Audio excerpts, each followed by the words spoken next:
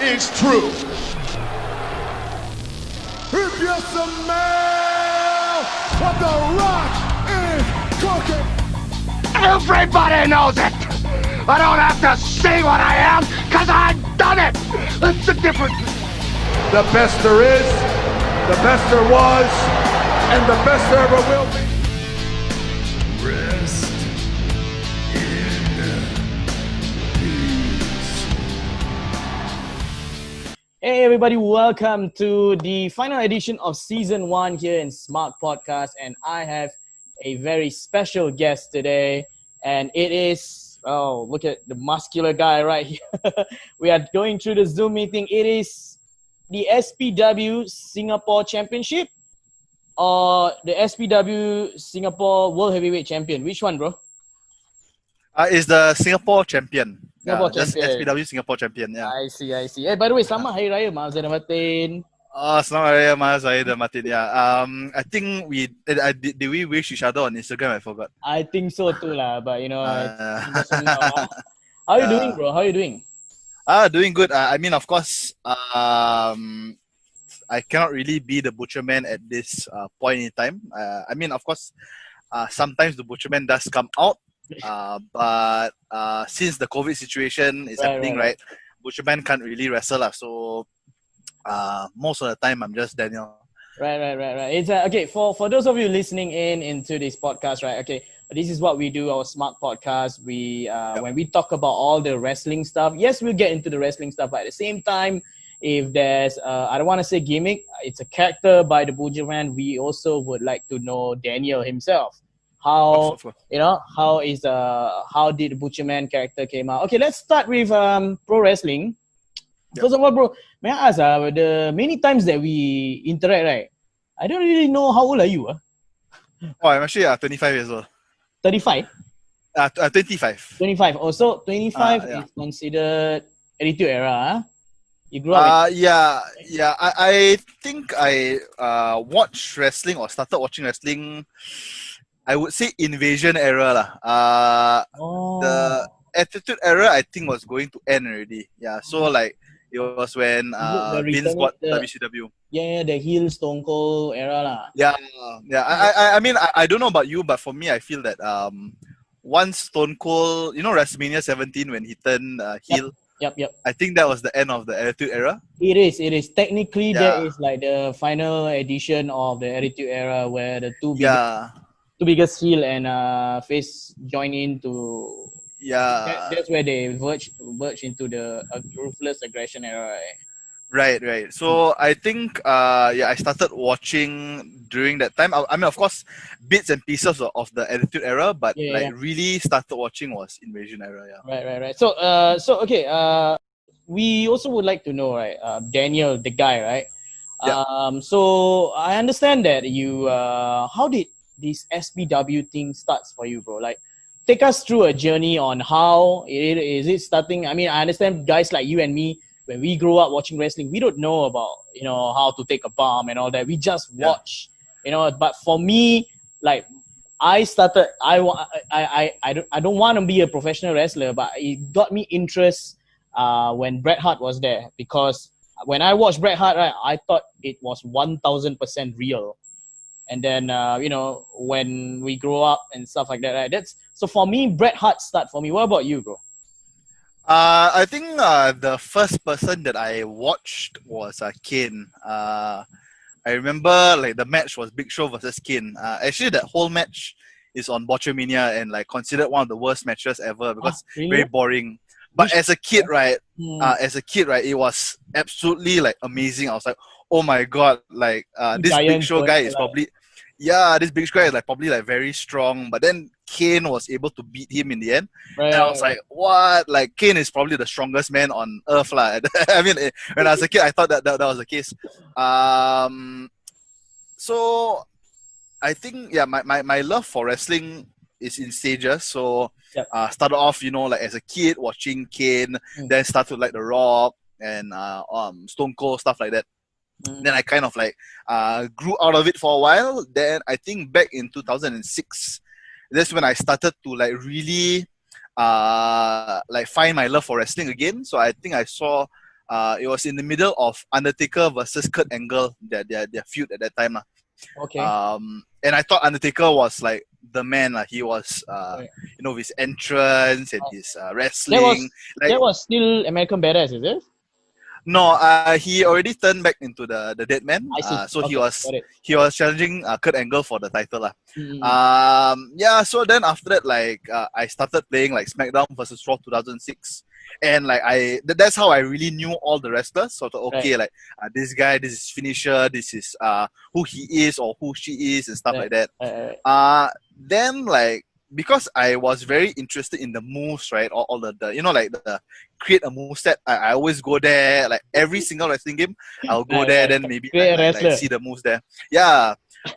And I thought, okay, I'm going to invent this move. I'm going to invent the like a pedigree, but like into a pile driver. So I thought, okay, like yeah. Okay. Matt Riddle uses it, right?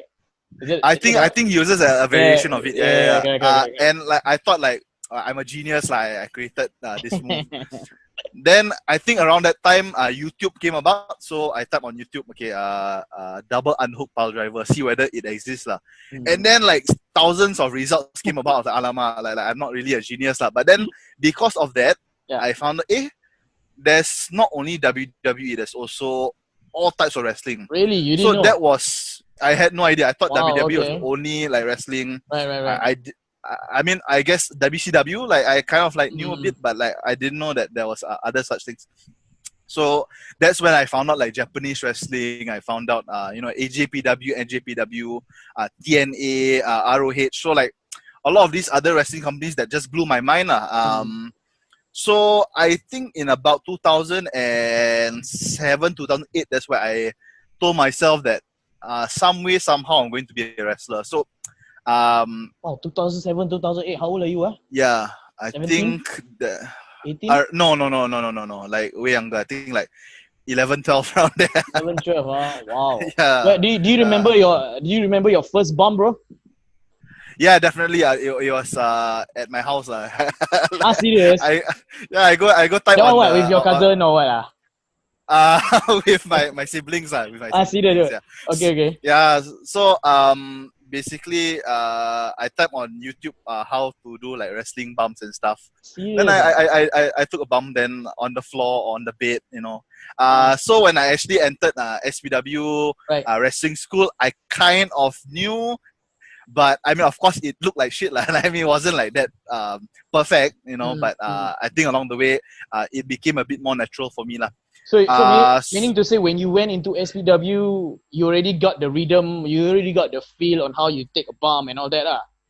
Yeah, I mean, okay, because in 2012, I think 2011, 2012, I learned Brazilian Jiu-Jitsu, BJJ. Okay. So I kind of had some, like they did teach a bit of bumps because like, if you get taken down, like you need to learn how to break your fall.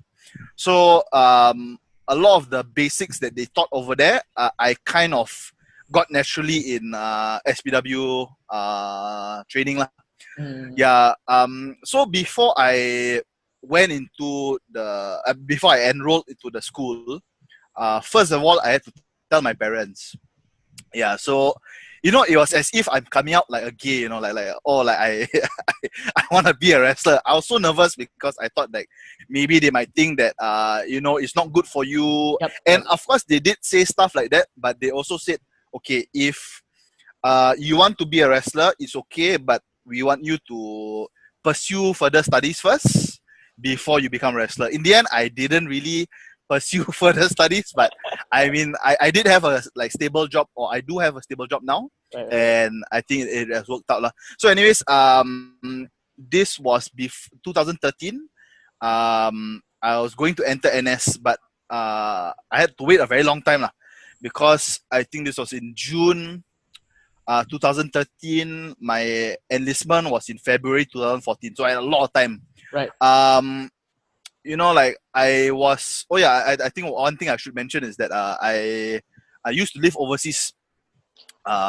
In fact, I've only stayed. You kind of like don't have the Singapore accent, even though we Malay to Malay, right?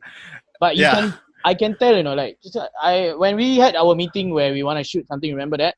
I wanted to ask, bro, where you from, sir? Like you Right. sounded like a bit like you stay in Western countries before?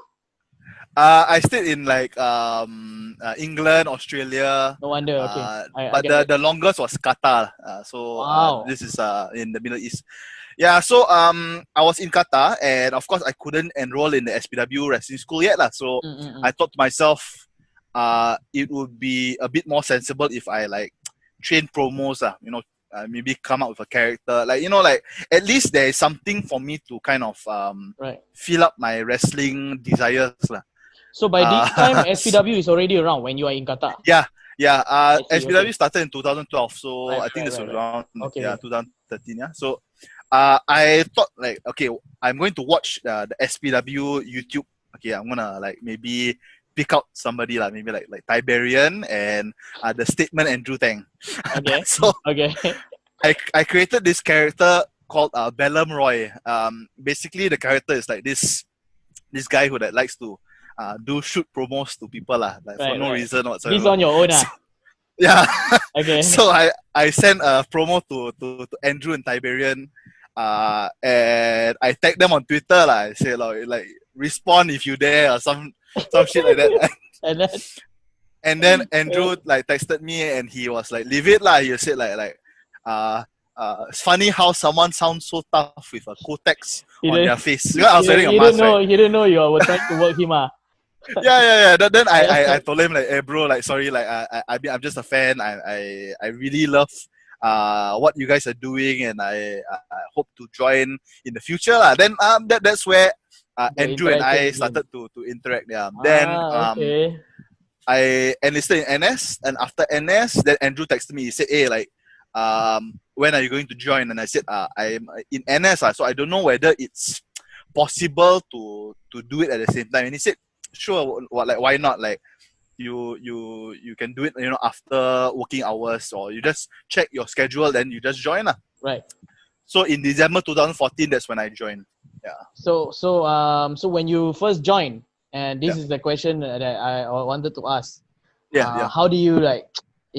I have like I can imagine how you're feeling right now, because you wanted to be a professional wrestler, stuff like that, and this is like what you're in the media world, right? This is like your first gig. You're going, your first show. Describe that, bro. The first show, the first time you enter the ring. I believe you start as a butcherman, right? Yeah, I started as the butcher. But the thing is, like I joined in 2014, but I debuted in 2016. Because stay training. More of like in 2014, like I did enjoy like wrestling, of course. Like, I really want to be a wrestler, but I think at that time, right, because of NS and doing training at the same time, I couldn't really tahan, to be honest. Like I felt like if I want to join here, I need to be like 100% into it. Like I cannot be like, like have too much commitments. Yeah, I cannot half-ass. And I felt that at that time also, like I couldn't handle criticism. Like the trainer would be like, hey, like like why you do this wrong, and then like I would be so emotionally affected that like I didn't really my mind wasn't into it lah. Never really thought what it is lah. I see. Then I decided to finish NS first. Then after that I decided, hey, like I think now is the time for me to actually join back lah. So after I joined back, that's when I made my debut. So I think my first experience, definitely the nerves were there lah. Like the like what if I cock up? My debut match, I was in a 5-man match, one fall. Basically all people in the same Fatal 5-way ring last. Fatal 5-way, yeah. So really? It was young Alex Cuevas that I debuted with at the same time on the same day. Aiden Rex, Saint RH, and Lukman. Yeah, Lukman Adam, the free spirit Lukman Adam. And you yeah. So I took the fall. I tapped out, and I in fact like was very happy about that. Because like if let's say I was like one of the guys that just like, like was at the side, Right. and then like the last two people is the one that people remember. Like they remember like the person that tapped out or the person that won. Right. So I felt like it was a good opportunity for me to kind of like have that last image of that match before they move on to the next match. Mm. Yeah, so like I think I was very happy with the performance, but the thing is, after the show, I remember when I went to other SPW events, like all the fans would take pictures with the wrestlers, and I was like, okay, like I'm going to wait for my turn, and then like nobody came up to me. So, like, I mean, of course, all my close friends came to me. Of course, those are the ones that, of course, have to take a picture of me because they were there to see me. Correct. But like in terms of like other fans, they didn't give a shit. They like, who the hell is this vanilla butcher guy? It's still a low cut, right? That's why. Yeah. So like, I mean, I wasn't really affected until like 2 shows after that. I realized that people didn't give a shit about me. So I was like, oh, like, yeah. But the thing is, like, it took like a lot of thinking, and I guess some advice from the veteran wrestlers there lah. They told me like, hey, like, like, maybe you should do this for your wrestling moves, or maybe you should do this for your character, or do this to make sure that people remember you. So yeah, like I took all of that advice, and also I watched this movie called Crank. Have you heard of it? It's starring Jason Statham. Amy Smart and Jason Statham, right? Jason Statham, yeah. So Amy Smart, yeah. Amy Smart, I think the so. Girl, yeah. They have a sex scene in front of a crowd, right? Yeah. I remember that. Yeah. Awesome movie. Okay, yeah. okay. So, what's that movie got to do? Yeah, okay. So like the first incarnation of the butcher is like, oh, like I'm very garang, like, oh, like I like to cut people up and stuff like that. But that's it. Like what else is there to the character? But then when I watched the movie, like, okay, the first thing that he did to get his heart rate up, right, was sniff cocaine. And then I thought, like, hey, like, what if like I like so-called sniff cocaine from my cleaver, then I become like really, really crazy. Yeah. So I tried it, and I think when I did a promo with the Horrors, back then it was Dr. Gore and also Dave Vindictus. Yeah, so when I did the promo, and like there was a lot of good reviews from it, like a lot of the fans and like fellow wrestlers were like, wow, like that's pretty cool. And when I wrestled the match, my 4th match, the crowd was for some reason like very behind me. Yeah. And I was like, okay, like I have something here, like there's something magical here that I can play on. It's kind of like the transition of your character, huh? Yeah. And like on that night, like man, like I was damn tired after, because like a lot of fans were taking pictures with me. I was like, okay, like this is what I've been waiting for, like, for the past 3 shows. Is that the point, bro? Is that the marking point that wow, I think this is it for me? Like you are in it. Okay, when like fans come to you, there's always a breaking point. Like, okay, I know I've made it. Yeah. I would say that's more of like I got the respect from the fans on that night. But the thing is, like, I didn't feel like I made it just yet. Yep. But I did get complacent, like, from that match. I felt like, oh, okay, like I'm so popular, like, Really? everybody loves me. Yeah. And the next show was the show that Pete Dunne wrestled in the main event against the Statement. Pete Dunne. Okay. Pete Dunne. I remember that. Okay. Yeah, and then on that night it was Horrors versus Bad Company. Bad Company is a Thai tag team. Okay. Yeah, like badasses, like, and they were the Southeast Asian tag team champions. So I thought to myself, oh, I'm going to steal the show. Like, everybody's going to love me. Man, like the match started, the crowd was damn silent, and I was crushed. Like that feeling of like shit. Like, I think I guess like can compare it to when a stand-up comedian tells a joke, but then nobody responds. Is that type of feeling? And it's like, Yeah, I was like, oh my god. Only like at the near the end of the match when I got pinned and all, that's when the crowd started to like really cheer. Right, right. I mean like the ending did save the match lah, but the thing is, I felt the shit like I can't be complacent. I need to really like make sure that every match is as if it's my first. It's the first time that people are going to see me, and it's the first time that I'm going to make an impression. Yeah, so I think I've had a lot of those ups and downs where I felt that people, people love me, so like why should I put in so much effort? Like then they don't react, then I feel like I need to pick myself up again. Correct, Then once I'm up, then I go back down. So like nowadays I'm really trying to make sure that like I focus on impressing people no matter what, like, and treating it as my first show lah. But at the time you are still working as a babyface. You're still a babyface, ah? Yeah, like I've the thing is, You never turned heel before, right?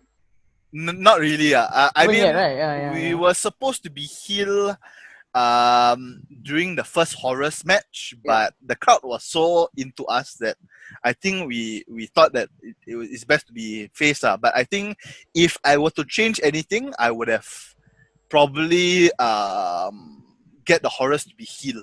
Yeah.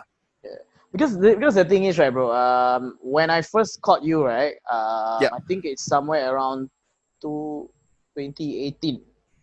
At that time, I think I saw. Is it the one that you wrestled Kenny Omega? This would be 2019. 2019 last year. Yeah. Yeah, that's that, when I saw your work, right, I immediately go, what's your gimmick?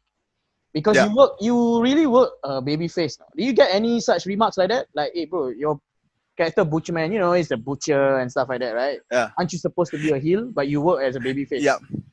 Yeah, like the thing is like I think I prefer to work face actually, to be honest. Really? Yeah. Wow. I mean, if you hear a lot of like interviews of wrestlers, right, they always like to say heel. Yeah. Which but heel I can assume is very fun because it's very easy as well. Yeah, exactly. Because like you can do whatever you want. Like, especially in this day and age of wrestling, it's very easy exactly. But I think if as a face, right, like there's that challenge. Like okay, like you go into the you go through the curtain, then people see you, then you wrestle a match, and you try to earn their respect. Right. That is the challenge that I like. And also I mean like I like selling. Like I like heel just beating me down, and I look like. Like I'm in trouble. Then I fight from underneath. Like I like to tell that type of story. Yeah. So in terms of like the butcherman supposed to be heel. I mean of course like the traditional butcher or the traditional violent character is heel. But I try to kind of change that perception. I wanna show that hey like you shouldn't judge a book by its cover. Like I would say I would represent more of those like misfits that like feel that they are outcasted or like they feel that they are. To me, it's a very hard gimmick. You know what? It's kind of like the early stages of Undertaker. Yeah. It is Western old country kind of wrestler, right? Which for him, I don't want to make such comparison. For him, he works as a heel first, and then he turns the face, so it's much easier for him. And he has a storyline. But you start as a babyface until now, it's very, very difficult to pull off the gimmick, and you pull off really, really well actually. Right. I think always in my mind I felt I was a babyface. And in fact I think like whether you're a face or a heel, that is the key for you to believe your character.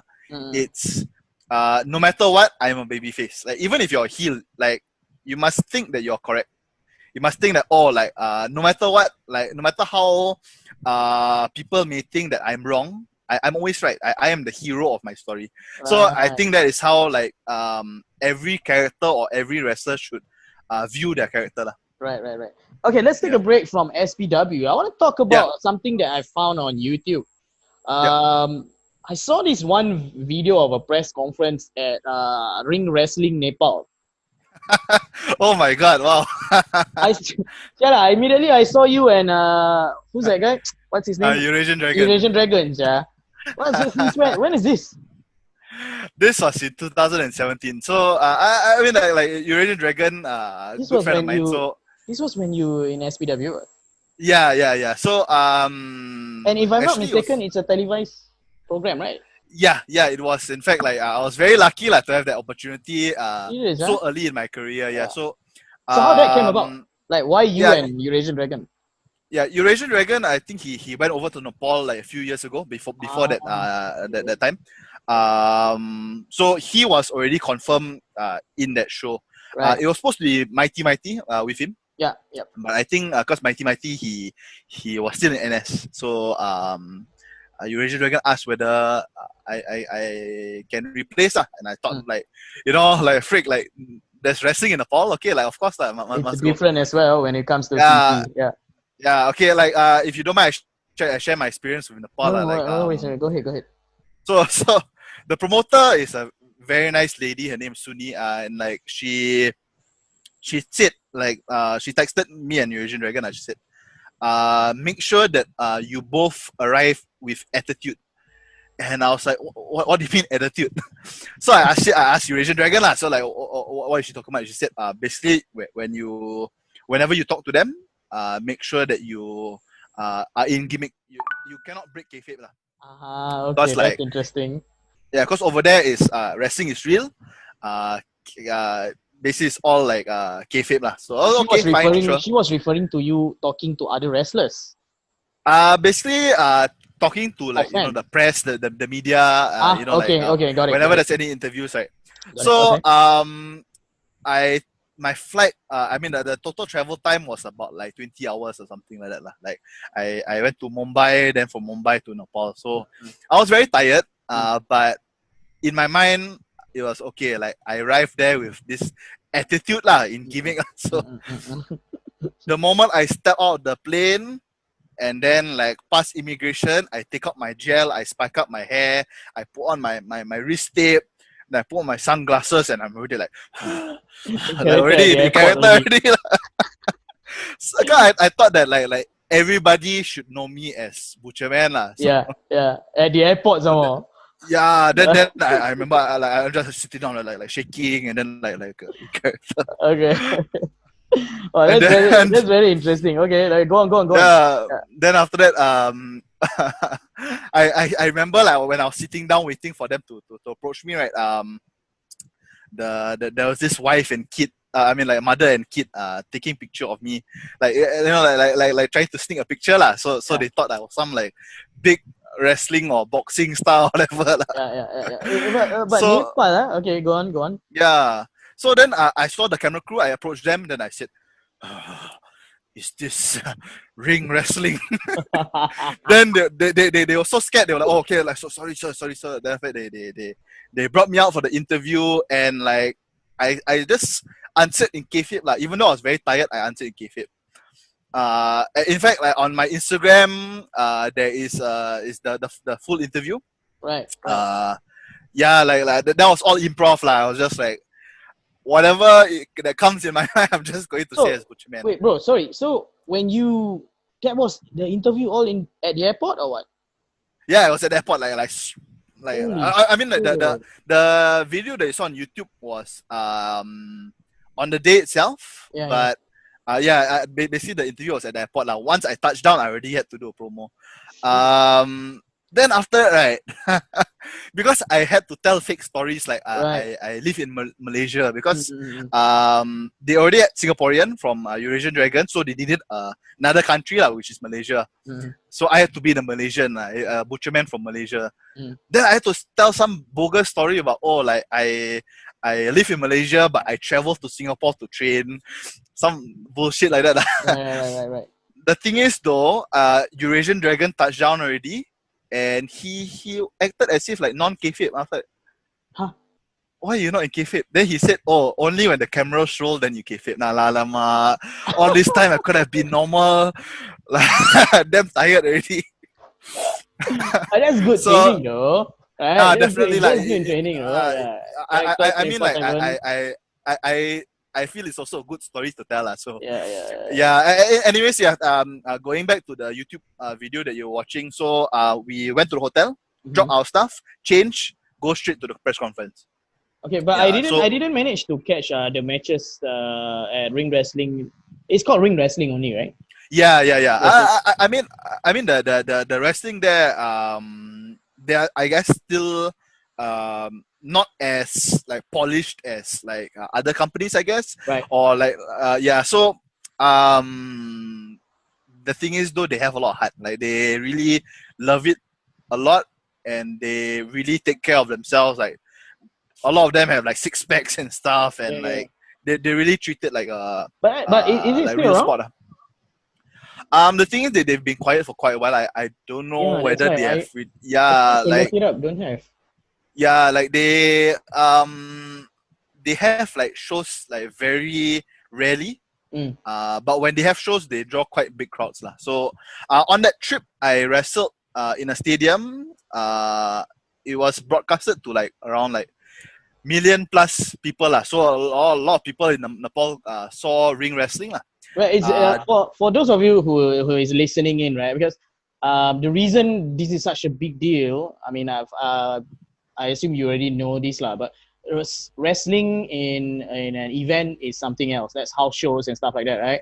Wrestling in a TV, you must know. Am I right to say this? You must know when to look at the camera, which camera is focusing, and stuff like that. When you make your moves, right? You don't want to be like, for let's say you don't want to be like somebody power slam you and then your landing about your timing of getting out. You don't want to be like the camera focusing on your balls. You want camera to focusing on your camera. So describe to us that the difference, bro. Like house shows and TV when you wrestle in ring wrestling in Nepal.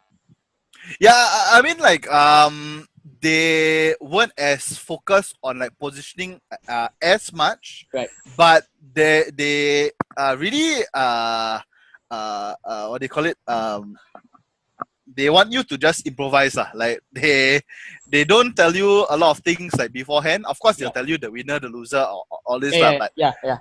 I remember I was at the so-called gorilla position. Mm. And there was already an interviewer waiting there. I was like, what? Are we supposed to do interviews? Huh? Serious? So like, outside at the gorilla position? Yeah, I'm like, what the hell? And this interview will be, of course, posted on the Titantron. Right. So like, I'm like, shit. So I didn't go tell to, you.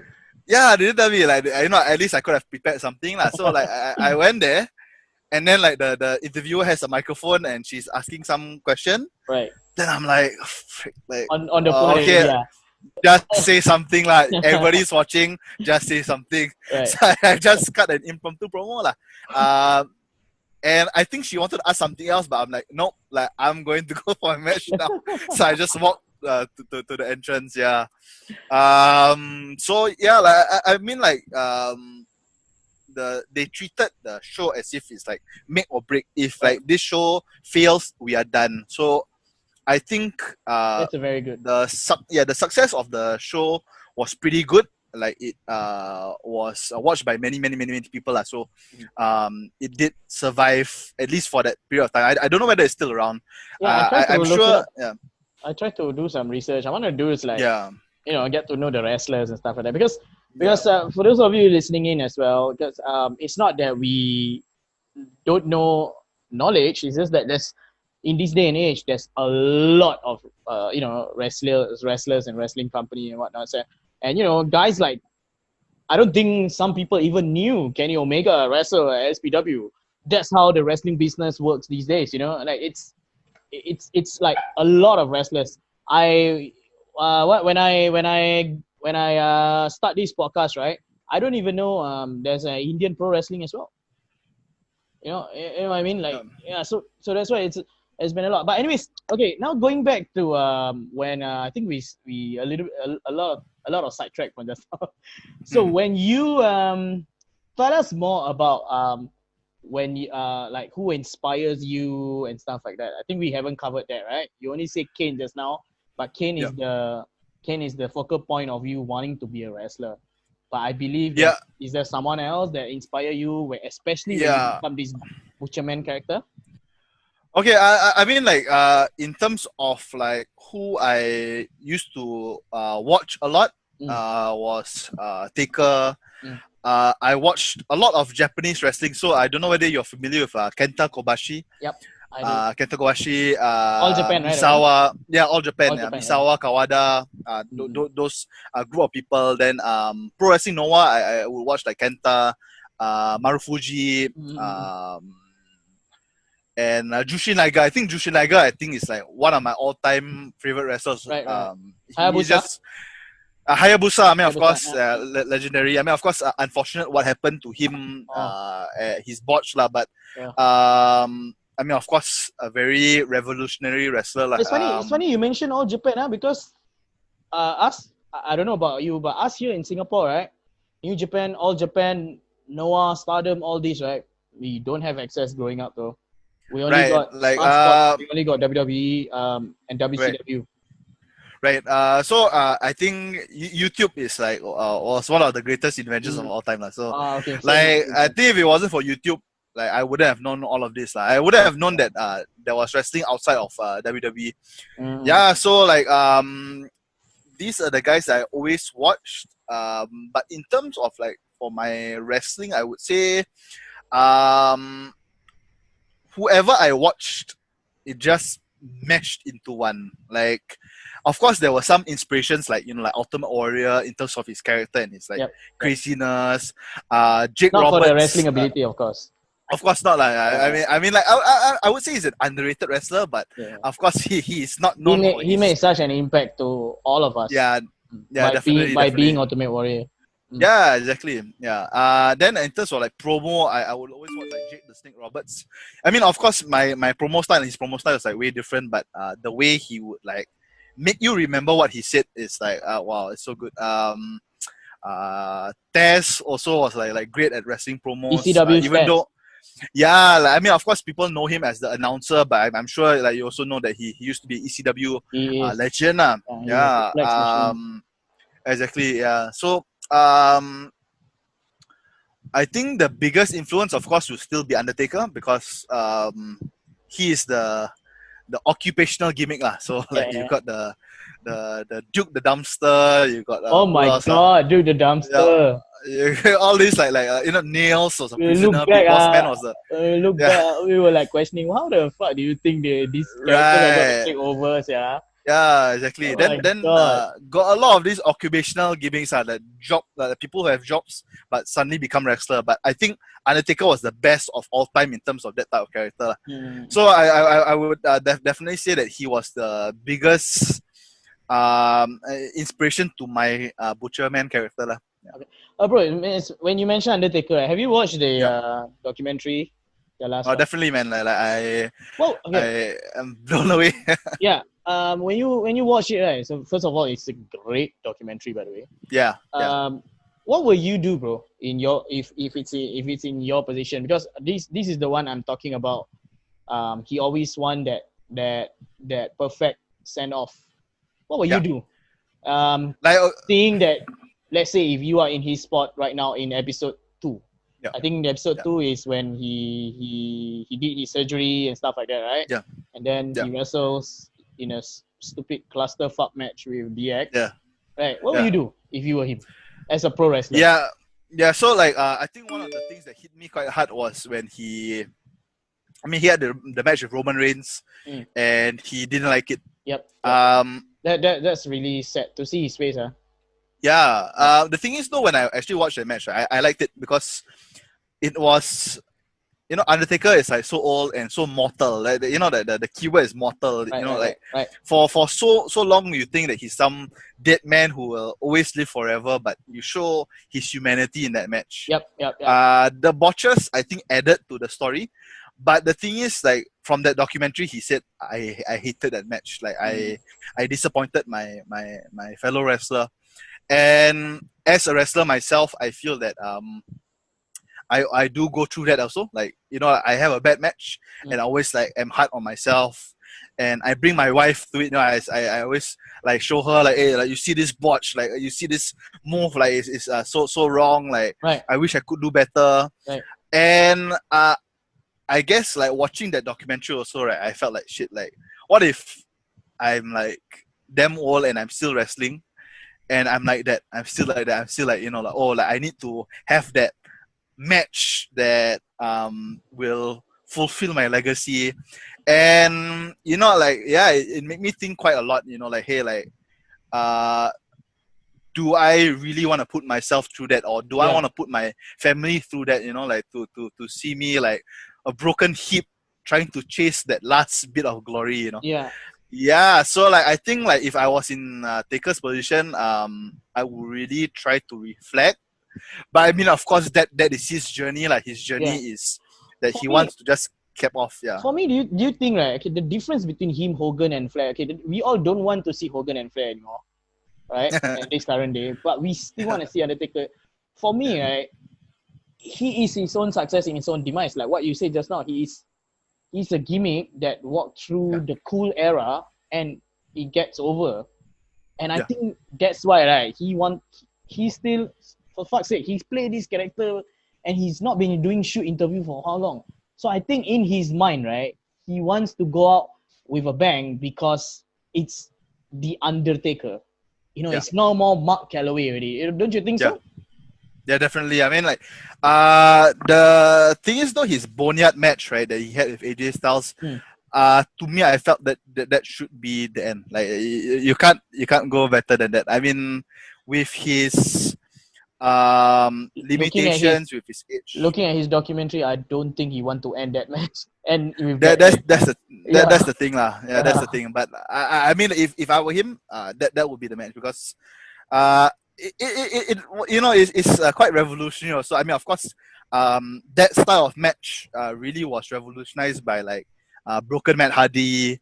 I think Lucha Underground did something like that also, but like Lucha Underground did a lot. Yeah. So for Taker to have that type of match, right, like that, as a fan, like it's like, okay, like this is the Taker that I know and love, this is the Taker that I fell in love with, during the Attitude Era, Invasion Era, and the Ruthless Aggression Era lah. Yeah, so I think that hopefully he doesn't hurt his legacy and aura too much. That's why. That's the thing I worry about, because the Brock Lesnar match, when he lost his streak, right, that's where I feel he should end it already. But the thing is, that match is not good. At the time, we don't know if he's selling or, looking back it's at the like really documentary hurt, now, right? I was thinking that he's selling. I didn't know he was hospitalized after that. Right. And all that. Right. Vince left with him, Brock left with him, and accompanied him at the hospital. I didn't know that, But same. Yeah, so it's very sad for you and me, because he's our hero, man. It's like he's not my favorite. He's one of my favorite, but he's, we grew up with him. Yeah, like technically, definitely. That's our guy. WWF guy. People don't know wrestling also, but when you speak Undertaker, it's not the Undertaker job scope. People will think exactly. immediately pro wrestling Undertaker, right? Exactly. That's right. Okay, bro. What I want to ask you about? Okay, like I mentioned to you yesterday when we do our promo video for you, there's some question. I will highlight to you with one of the questions here. One of these, I believe, is your wife, bro. Oh, really? Okay, awesome.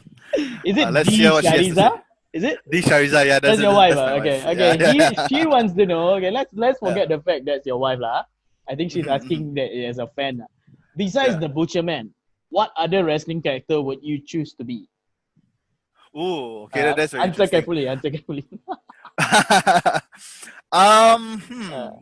Okay, the thing is, right, like with the Butcherman character, I feel that I have like created its own world lah. So like I've really just added bits and pieces to make like my own version of what I think a butcher should be. Right. But I think like in terms of like other wrestling character, like, I will be like I like the Rock. I've got Rock as one of my favorite of all time also. That very narcissistic, like you're talking about the corporate Rock, is it? But the thing is, like, corporate or whether it's the people's champion, People's champion, yeah. he's always full of himself, like. He Right, always right, talk right, about right, right. himself. Right. You can see the But you know, like, cocky, arrogant, yeah. yeah. In fact, like, before I wanted to become the butcherman, I wanted to become like the Singapore's cleanest man. That was one of my character ideas initially, like, you know, like, Okay. I come from overseas. You know, I'm cleaner than all of you. You claim to be the cleanest country in the world, but you know, like, I'm cleaner than all of you. Like, you all bow down to me. That type of thing. So I would have gone with that type of character, I guess. Kind of like colonizer, huh? Kind of like colonizer. Yeah. So like Proper cocky, colonizer. yeah, colonizer. Huh? Yeah, like when she came out with the character and she approached me about it. She said that, hey, like, you know, will this be too risky and stuff? And like, that part of me just said, you know what, just do it lah. You know, that is awesome. Yeah. Yeah. Let's go ahead and do it. Yeah. So I did give her some tips and tricks about, like, what she can do to go about with her character lah. She's a heat seeker. Yeah, definitely. She's, I mean, like, yeah. Of all the SPW talent, like, Yeah. I watch. She's a heat seeker.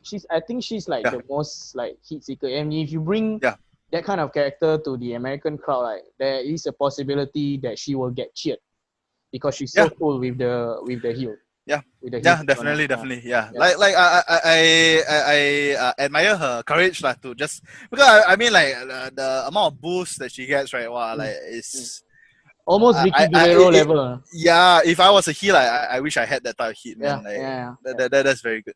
Yeah. We still got plenty of questions, but we'll get back to that. I want to talk about this pandemic, right? What's going on, right? Yeah. I'm not too sure. You answer at your own terms whether you can answer or not. For what's the status now, bro? For SPW, how are you guys getting back after the you know, today is the first day of phase 1, right? Are you guys? Is there, you know I mean, like, what's the status for SPW now? Yeah, I mean, like, we definitely want to get back to normal operation soon. I mean, of course, training has been halted for quite a while already. Yeah. I think in terms of shows, at this time it's very early to talk about it, or it's very early to plan for shows. Yeah, because no gatherings and stuff. I think the first our SPW phase 1 would be to start training again. Yeah. Is there any way? No, I know this is a little bit advanced, but is there any way that you guys can do like empty arena match? Yeah, I mean, we definitely have thrown that idea around, and I feel, I mean, of course, our preferred method is, of course, with the crowd, because that really fuels our performance. But I mean, of course, that is definitely not out of the question. We definitely have been considering empty arena matches. Yeah. Okay, bro. Another thing I want to ask you, right? I slipped my mind just now, but I want to ask you, right? You and I, we kind of like grew up in the same era of wrestling, right? Back when we were watching, right, element of surprise is the best. You know, they don't have to promo, hey, The Rock is gonna be here next week. They don't have to do that, right? Do you think, right, the internet pro wrestling marks like myself, do you think we have spoiled the ethnicity of pro wrestling? Because for me, right, my pet peeve is, like I mentioned before, the element of surprise. What's your pet peeve in today's wrestling? I think that definitely would be one of my pet peeves, is that, like, you know, we are so embroiled in the dirt sheets that you and know, social like, media as well.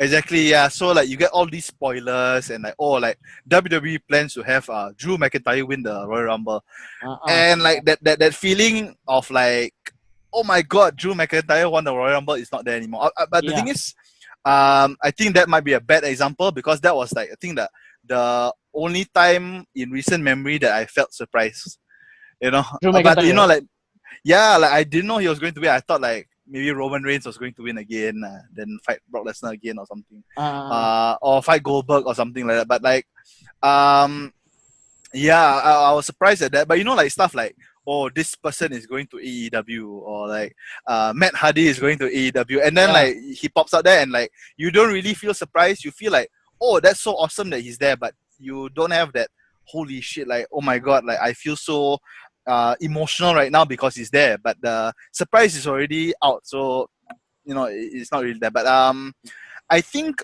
another pet peeve of mine is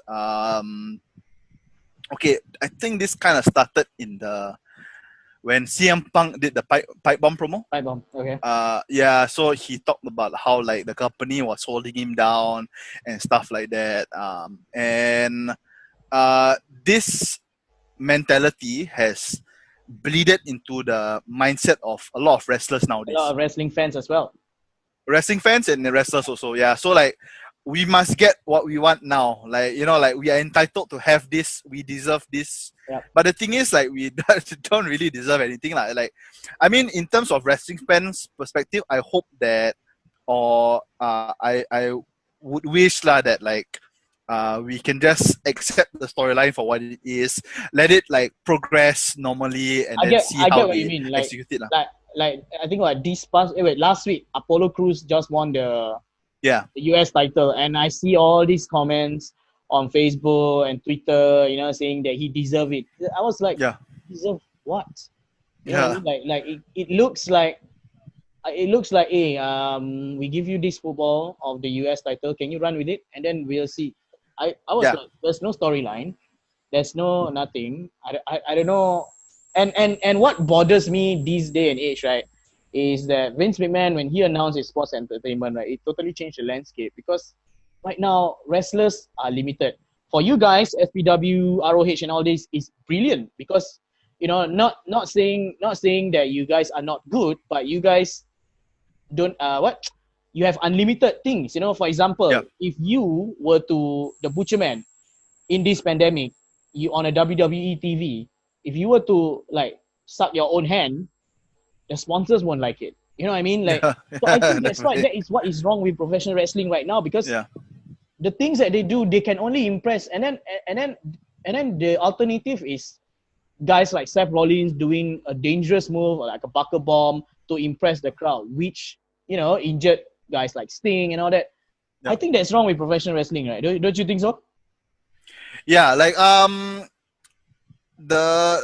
speaking on the buckle bomb thing, right? I think it's quite good that they banned it, because I would not. The thing is, see that it's dangerous. The thing with wrestlers or wrestling, I think in the new era or the new day and age, is we want to focus on moves. We want to focus on the athleticism.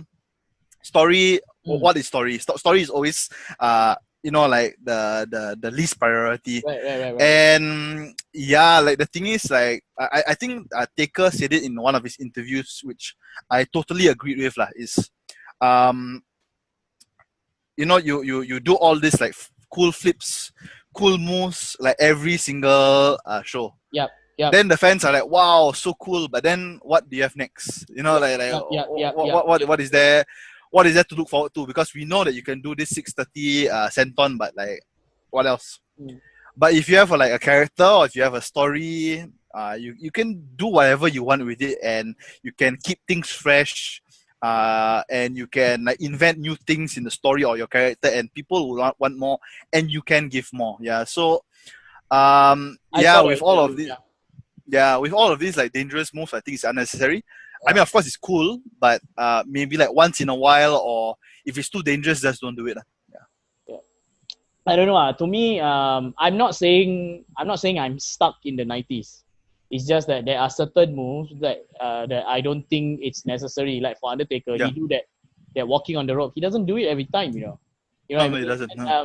He do on Mondays, and then the next time you will see it maybe on, I don't know, maybe from 2 Mondays from now. You know what I mean? Like, yeah, exactly. It's okay, I remember him. That kind of thing. Yeah. But that's the difference between these days wrestlers and the psychology also.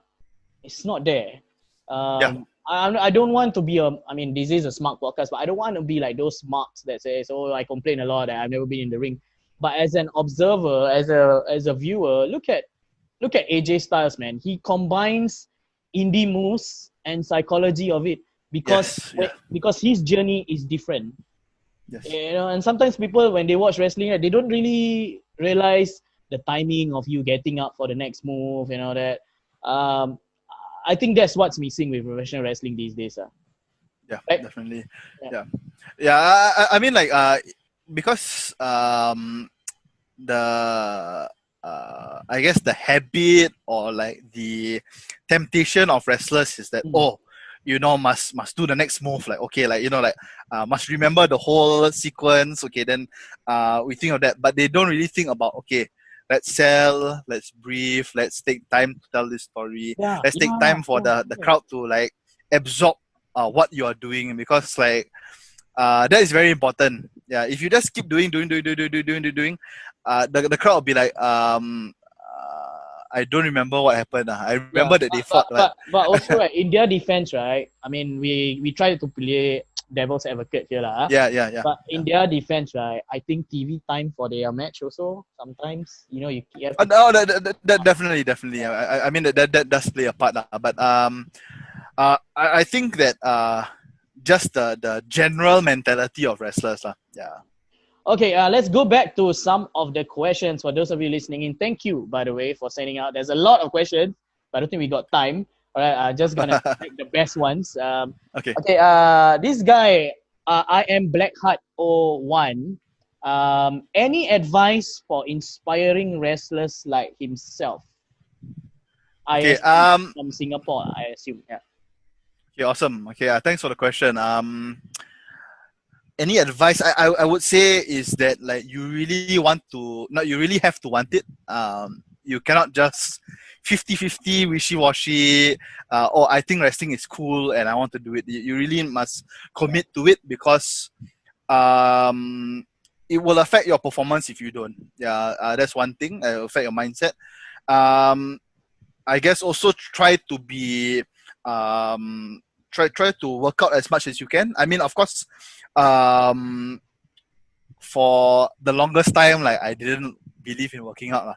Just go wrestle. Yeah, just go do it. But then I think ever since the pandemic, like, I thought, hey, like, now's the time for me to just like kind of like at least increase some sort of like physical attribute, so that when I go into the ring, I can perform much better. And also, you have to have the look as well. Yes, definitely. Yeah, I mean, of course, for me, I wear a shirt, so that's okay, lah. But I mean, like, I still do try to keep myself fit, because I may wear a shirt, or I may wear, like, I don't have to show my 6-pack abs, but I do need to show that I am still an athlete. Yep. Also, another thing is that if if you reach a stage where you need to come up with a character, just make sure that you fully 100% believe in the character. Don't be scared of making mistakes. Because I mean, if you don't make a mistake, you don't know whether it works or not. Yeah. So just try to come up with ideas that you feel is right. And if it works, great. If it doesn't, just come up with something else. Yeah. What's more important to you, bro? Selling in a pro wrestler, right? What's more important, selling or hitting an offensive move?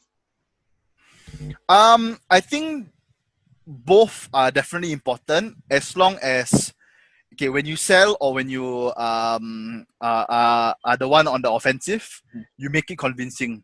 So, like, it's no use if your selling is like awesome. You can sell like Ricky Morton, or you can sell like Sami Zayn. I think Sami Zayn very, very good seller also. Yeah. Or Dolph Ziggler, but your offense looks like shit, or like if your offense is like so good, you make it realistic, like like Bret Hart. I think you mentioned Bret Hart just now.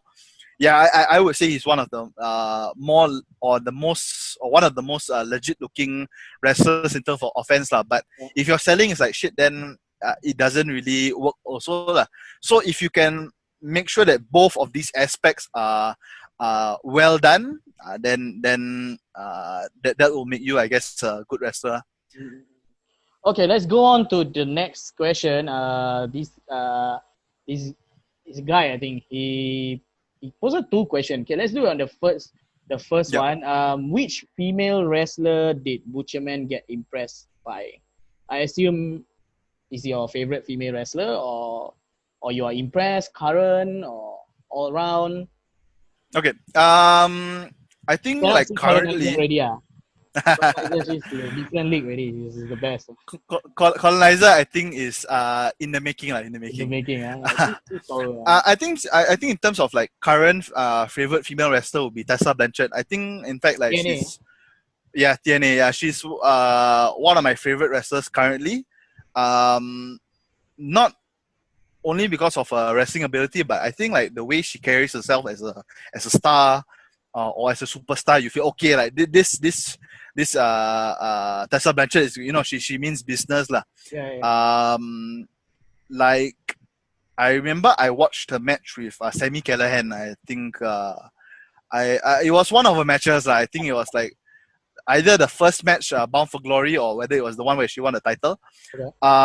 And her facials were like very the ones that left a very good impression or lasting impression because it's like she believes in like what she's doing.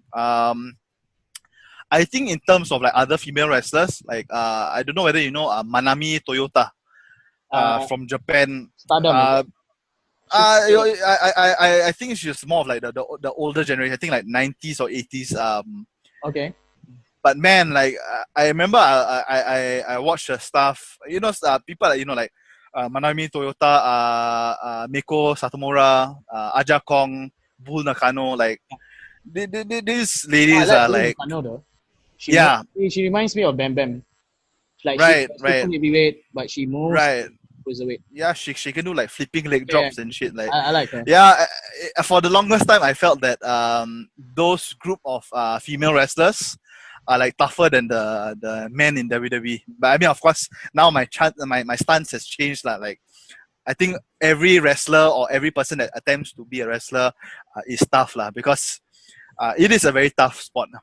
But WWE has one thing I give credit to them, right? They have changed women wrestling.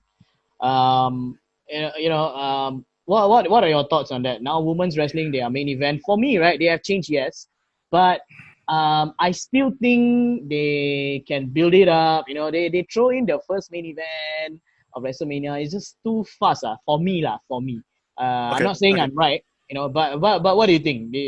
Of course, we all know women's wrestling right now is like, to me, they are actually the best thing in the WWE right now. Okay. I mean, it's a better thing for the men's but it's yeah. How about you? The WWE made women's wrestling mainstream. I mean the thing is though they were forced into it. Like the fans were just like they felt like it felt like because the fans are making so much noise, we have to do something lah.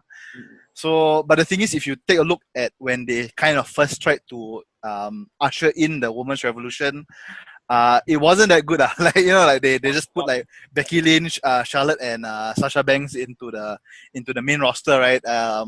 Like it was alright. I mean, like I was a fan of all three, but like when they were just like forced like onto TV, I was like, the difference is I think right now they have more TV time. Right. That's definitely true. Yeah. But I feel like in terms of revolutionizing women's wrestling, I felt like Japan women's wrestling has always been there. There's always been like other companies that do great women's wrestlers. Yes. In fact, like much better. Like ROH at the time also had some good women's wrestlers as well. Yeah. So but the difference is it's not televised. You know what I mean? Yes, that's the thing. Yeah. So WWE lah. Yeah, I think WWE since they are undoubtedly like the leaders of the wrestling industry, other companies felt okay. Now it's the time for us to push women's wrestling even more. Yes, correct. Also, I want to go back to some of our topic. I know we are jumping around a lot here, but some of our topic, we're speaking about women's wrestler. I miss one of your Insta story. I think I think something about bullying, and I think this referencing to Hana Kimura. Is it? Because I missed that what you post, but then on the next slide you were saying on your Insta story about your previous post and stuff like that. Do you think it's a problem, bro? The social media. I know her death is not through wrestling fans lah. Her death is through social media. But since we are on this topic, right? It's a huge problem, isn't it? Social media with bullying and stuff like that.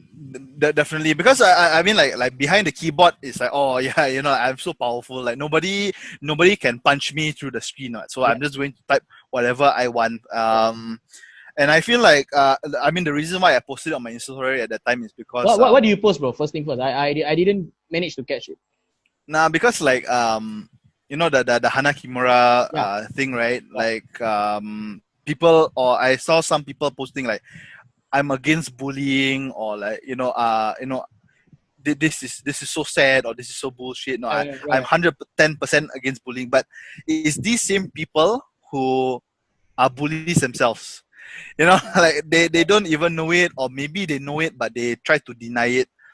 And when I saw this particular person post about how they are against bullying, I'm like,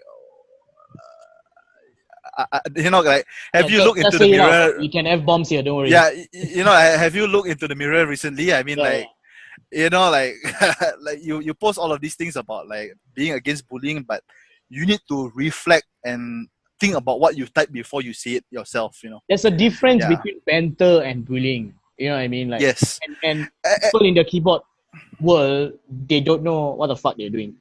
And the thing is that they use banter or teasing as an excuse. They think like, hey, I'm just kidding, what? Like, you know, like, why are you so affected? But the victim, the you know, like, you cannot choose how the victim reacts.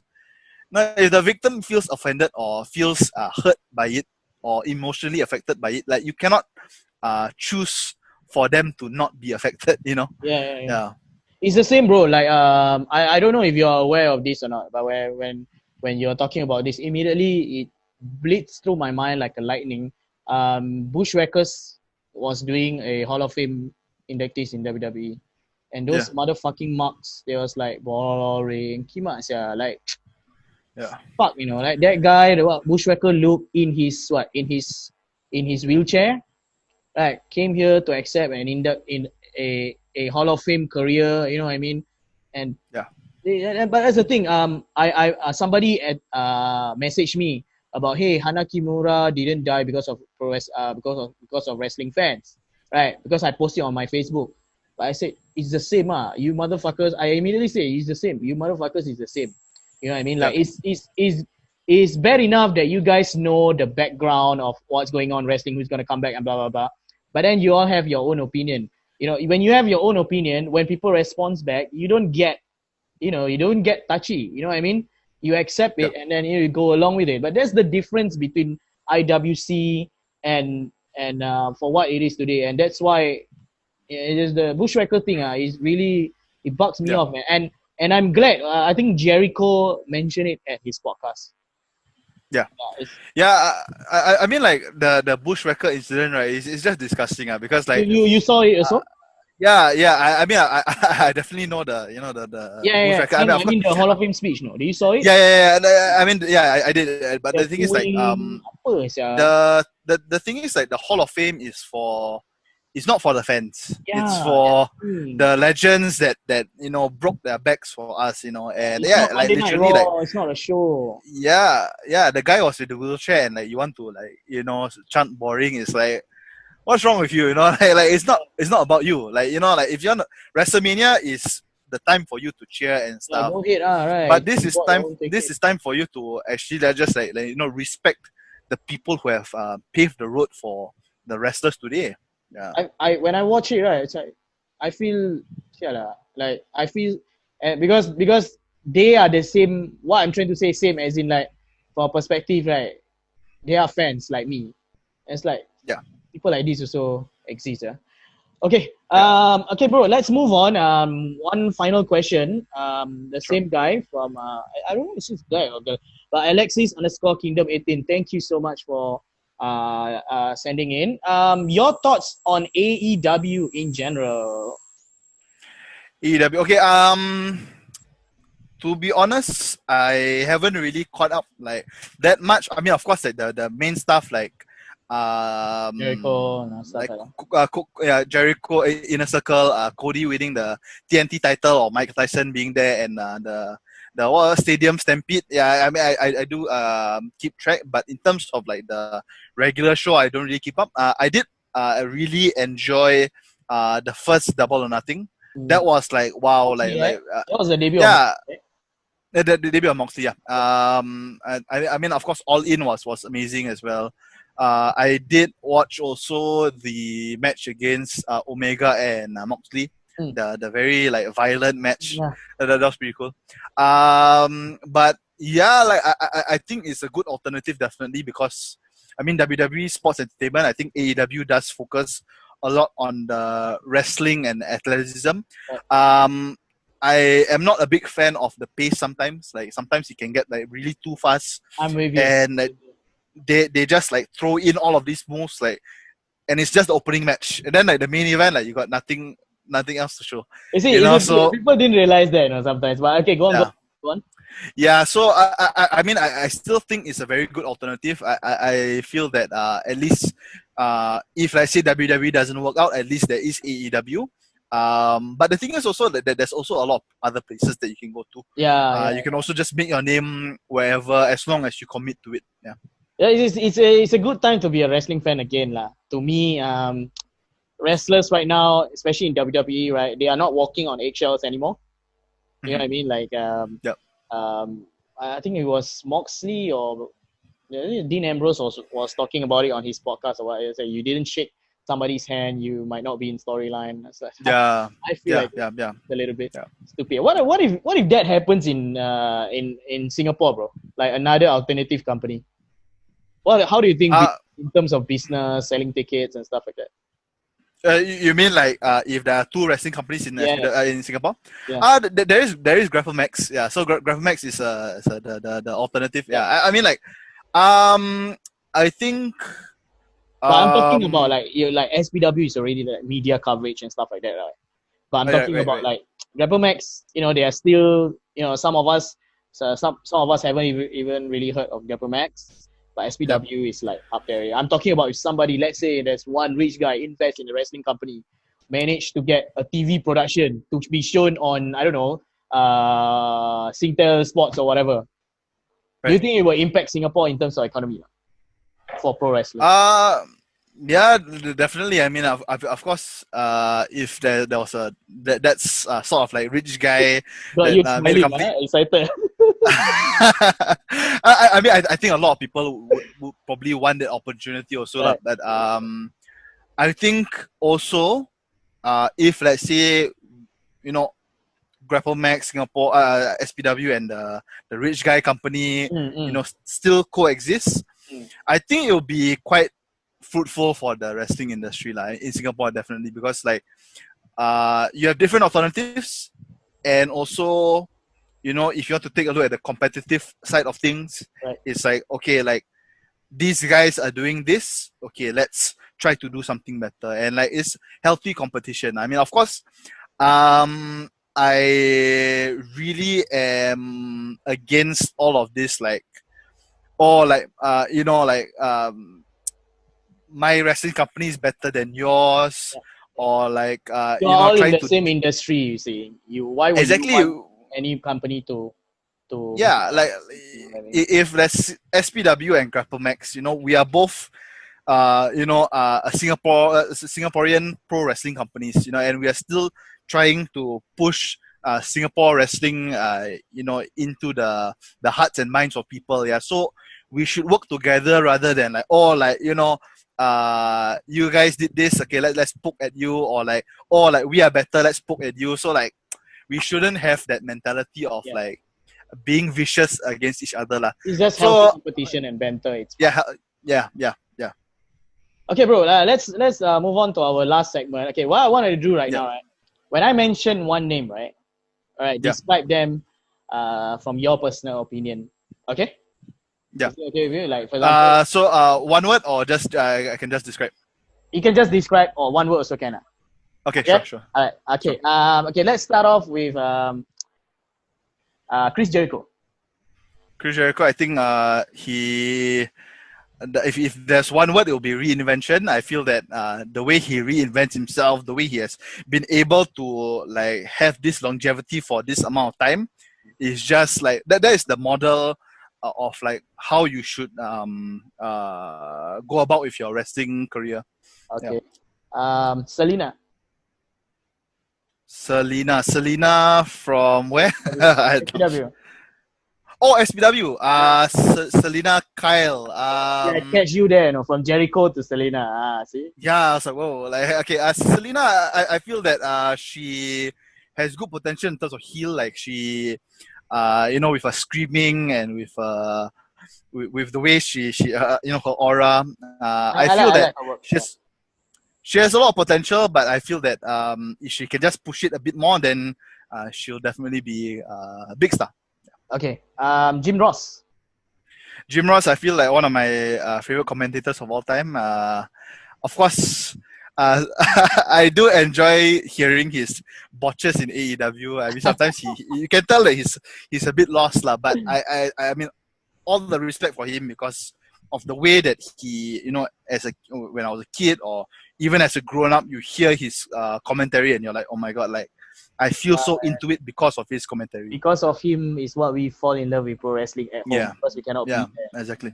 Okay, let's move on. Ric Flair. Ric Flair, one of the greatest of all time. I feel that he kind of tarnished his legacy a bit. I was about to say. With him like continuing after retirement, but that being said, I think like his legacy shouldn't be looked upon badly because of what he has done. Like I've watched his match against Ricky Steamboat. I don't know how many times already. Those guys are just like they were absolutely during that time. That was on the fly. Yeah, exactly. They didn't plan. They just go like from the first stage and that's it. And it looked like it looked like it was planned, but it was actually improvised. That's how great they are. Yeah. I think if you have chemistry with someone, I think you can actually pre-plan a whole fight. Yeah. Yeah, right, definitely. Yeah. Bro, can I ask you something? Since we are on this topic, you say Ric Flair just now one of the best, right? What makes a successful in this day and age? Right? What makes a successful wrestling career? Is it the three options I have for you? Is it winning titles on a lot of promotions? Is it the biggest draw in the company? Or this one I think is the least lah, but to me it's quite successful because Brock does it. Having sponsored on your fight gear. Okay, very good question. I feel in terms of success, I would say biggest draw. Biggest draw. Yeah, I mean, of course. In terms of titles, right? Like I feel it is quite superficial and also like, I mean, even though I'm a wrestler, I'll just say it like it's a fake sport. Yeah. Like it's not real. So predetermined sports. Sure. Predetermined. But I hate Ronda Rousey using that word. Yeah. Well, okay, go on. Yeah. Anyways, the thing is like no matter how many titles you hold, if you don't capture the emotion or if you don't capture the imagination of the people, those titles don't mean anything, to be honest. I got it.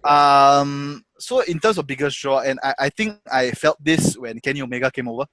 Okay. I got to wrestle him. Like I look at him, I was like, oh my god, that is a successful wrestler because like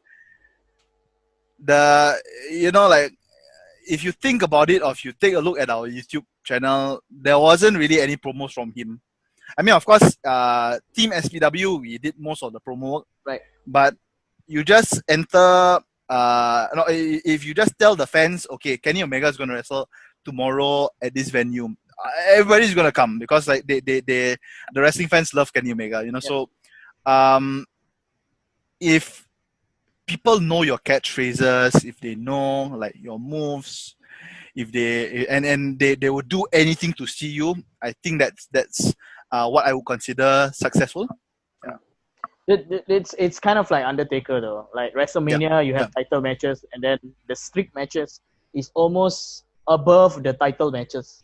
Right, that's the biggest draw. The draw, I think it's somewhere around before Brock Lesnar, when he wrestled before Brock Lesnar, around that era, right? I wasn't sure, is it WrestleMania is the draw or the streak is the draw? I wasn't really sure, because if you look at the card, right, okay lah, besides the Rock and John Cena matches, right? Yeah. Before all those WrestleMania, right, it's kind of like the streak is the draw, I guess that's what you're referring to, right? The biggest draw is a successful wrestling career. Yeah, I mean, of course, in that context, John Cena and The Rock were definitely the biggest draw of that show. Yeah. But like the Undertaker, like his streak had this bubble, is this part of WrestleMania that everybody is looking forward to? Who's gonna challenge him? Who's gonna step up? Yeah, exactly. Yeah. He's amazing, man. Whenever I think about Undertaker right now, especially where he's dwindling down his career, we 5 or 6 years from now, if he stopped wrestling, right, we're gonna realize how great he is actually. The body, exactly. The time he put through. Because if it's about the fans, right, I don't think it's anything about the fans anymore.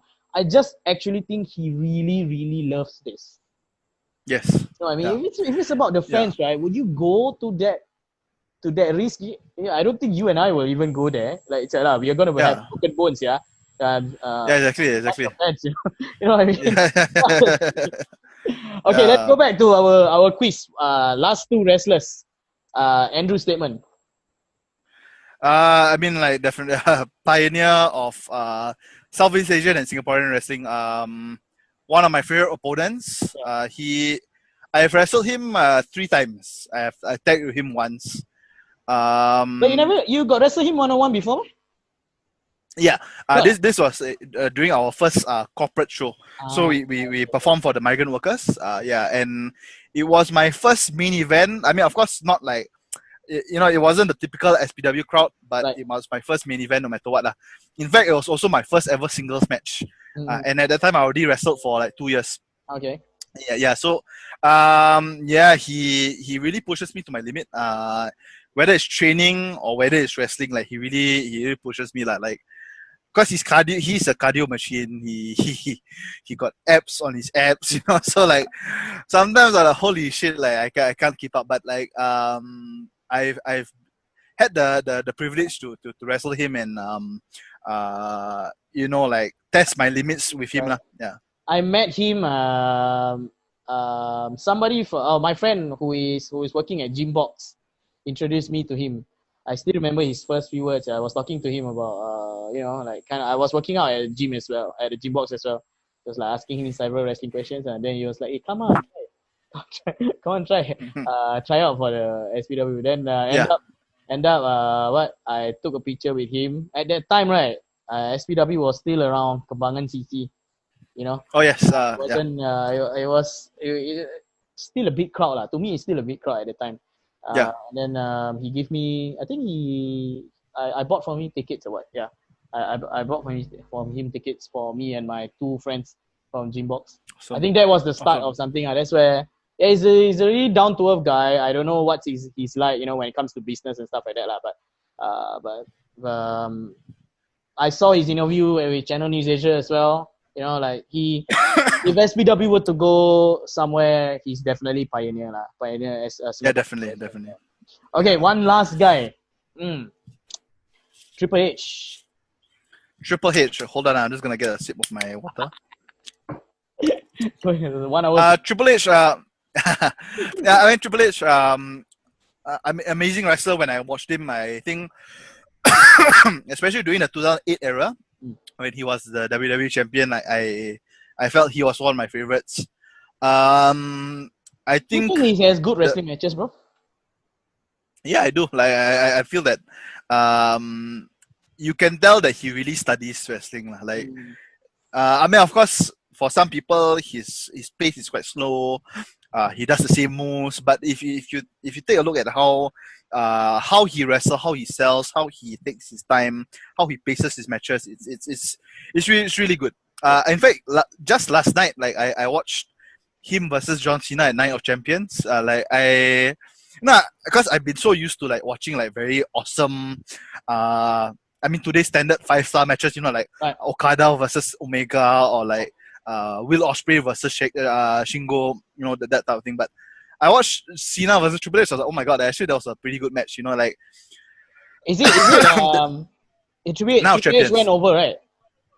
Yeah, Triple he H went won, over. right? Yeah, Yeah. Because I Yeah, think they got yeah. like 2 match only. Like one is at WrestleMania where he tap out to Cena. Mhm. The other one is the Night of Champions where he went over. Yeah. Have you watched If you, yeah. have you watched the Samoa Joe against CM Punk at ROH? Of course, there were 3 of them. I think the only one that I watched, cause I couldn't find the others, is they had a 60-minute draw. Yep, that one. Yeah, Oh, that one. Oof. yeah, Bro, yeah, if man, if you were to, if let's say a kid come to you for advice, right? Like what mentioned just now about I am Blackheart Owana, his question was advice of inspiring wrestlers like him.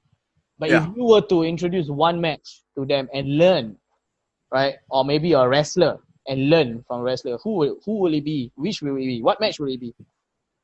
awesome question. I would say, And we are talking about, choose carefully here, we are talking about the entire history of your eyes on wrestling, Because if it were me, right, I would go for, it's a little bit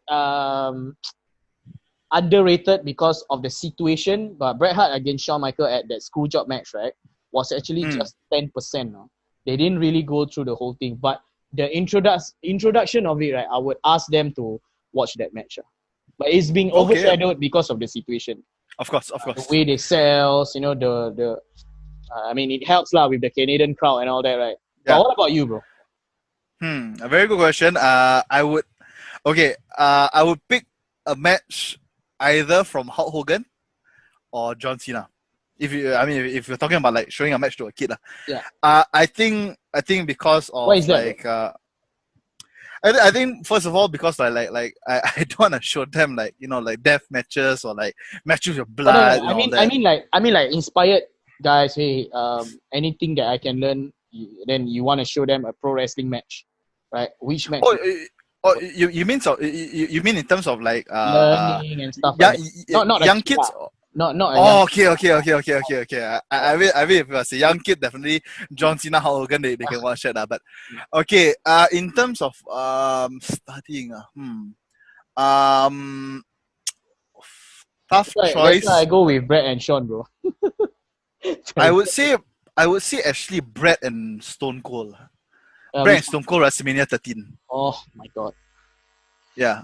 Oh shit. Goosebumps, that match. Yeah, man, because they had everything. They had brawling, they had weapons, they had submission wrestling. In fact, that match was a submission match. Yeah. A lot of people tend to forget that, like they think that it's like a no DQ match, but it's actually a submission match. And like the way they told the story and the way that Stone Cold brought his character and the way he brought his character, the way Bret Hart brought his character, and the way they just double turn, it was like it's fucking genius. Like how Bret Hart. I mean, in terms of wrestling, right? I assume the veteran always take control, right, for wrestling, right? But how the fuck did he envision that blood, for Bret Hart? It's fucking amazing, There's a moment that made Stone Cold, right? That made his character throughout his career. Yeah. I mean that solidified him as a face, lah. Like the way it's like, okay, I'm in so much pain, but I'm not gonna tap out. Like this is a matter of pride. I'm not gonna tap out. Yeah. Okay. How about wrestlers, bro? If you were to learn to somebody, for me, okay, I'm not gonna be biased through Bret Hart. I'm gonna exclude him, but some people found him overrated. But to me, it should be Randy Orton, because to me, Randy Orton, his ring psychology is brilliant, almost the same level as CM Punk and AJ Styles to me. But if you're talking about today, I I believe Cody Rhodes and Kurt Angle is the excellence of execution. Yeah, to me lah. How about you? I think of all time, I think okay, if you're not gonna say Bret Hart, I'll say Bret Hart because Bret Hart, like the great thing about him is that when he sells and when he does his offense, it looks 100% convincing. Like Yeah, it looks real, huh? I've never seen Bret Hart really botch. Also, like I mean, if it was a botch, it was like a minor one. But like yeah, like I think the Bret way he Hart would be punch one of people, them. it looks real, huh? Yeah, It's yeah. so convincing. Oh yeah. I think another match I forgot to mention. I think other than Bret and Austin, I think one underrated Bret Hart match that people should check out or should study is Bret Hart versus Diesel. It Rumble. was I think Survivor Series. I think it was Survivor. Yeah, it was a Survivor Series. Is like, it Bret Hart won and Diesel jackknife powerbomb him 3 times after the match? Yes, correct.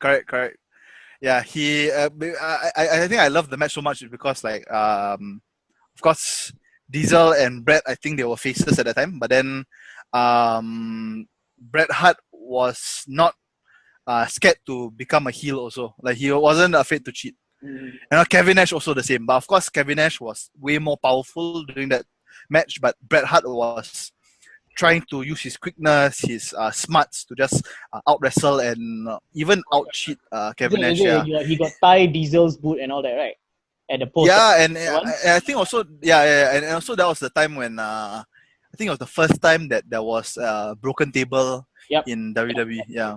Correct. And then I think there's one. Yeah. Now you mention it, it comes reminiscing because I think there's this one time he tried to go heel for a moment where he acted and then he rolled up.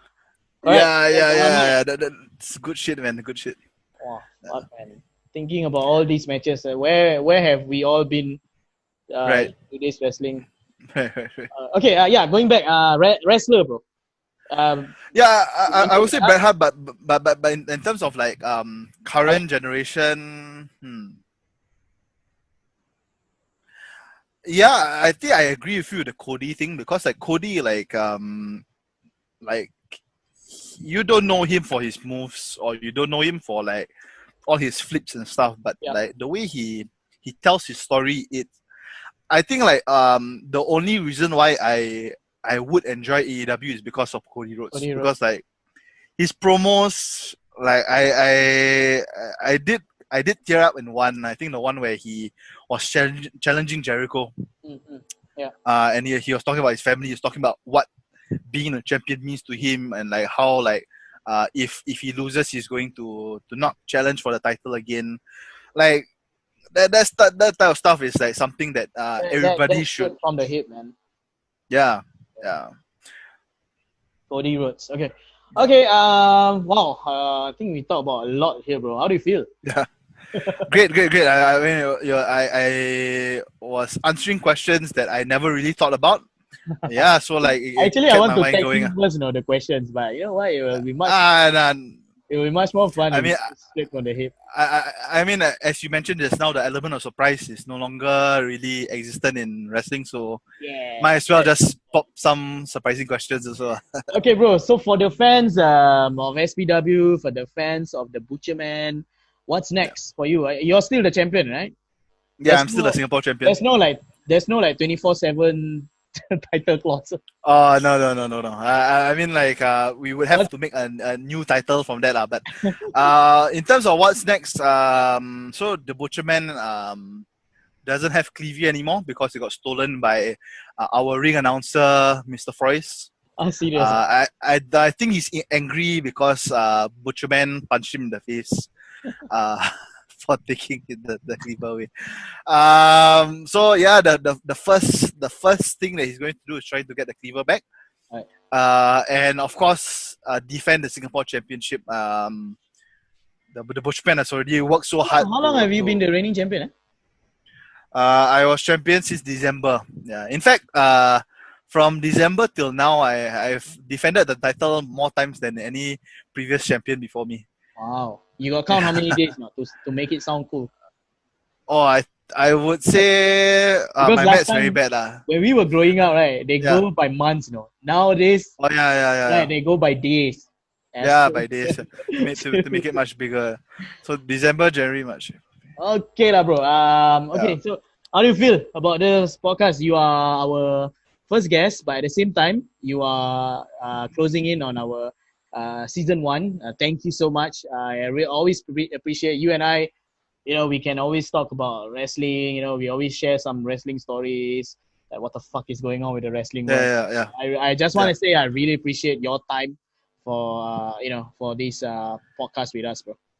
Yeah, thanks for having me. I mean, of course, we've been wanting to do it for quite a while, but I think schedule conflicts and I think at that time, we were quite busy. Shall we conclude what we are supposed to do for you and Daniel Dharma for No Guns No Glory? Of course. Or you want to keep it still a secret just in case we might do again in the future? Okay. I mean that is a good point also lah. So maybe instead we should give the element of surprise lah. Right. Okay, bro. Bro. So thank you so much. I hope I'm not disturbing your time with your wife or whatsoever. And I want to say thank you to Disha Riza. I am Blackheart01, Alexis Kingdom. I think there is Farhan D. School. I don't know how to pronounce. A lot of questions, but due to time constraint, we selected the best 4. So thank you for tuning in, and thank you for sending in. And I hope the Butcherman answer a lot of some of your questions and inquiries. But where can we find you on social media, bro?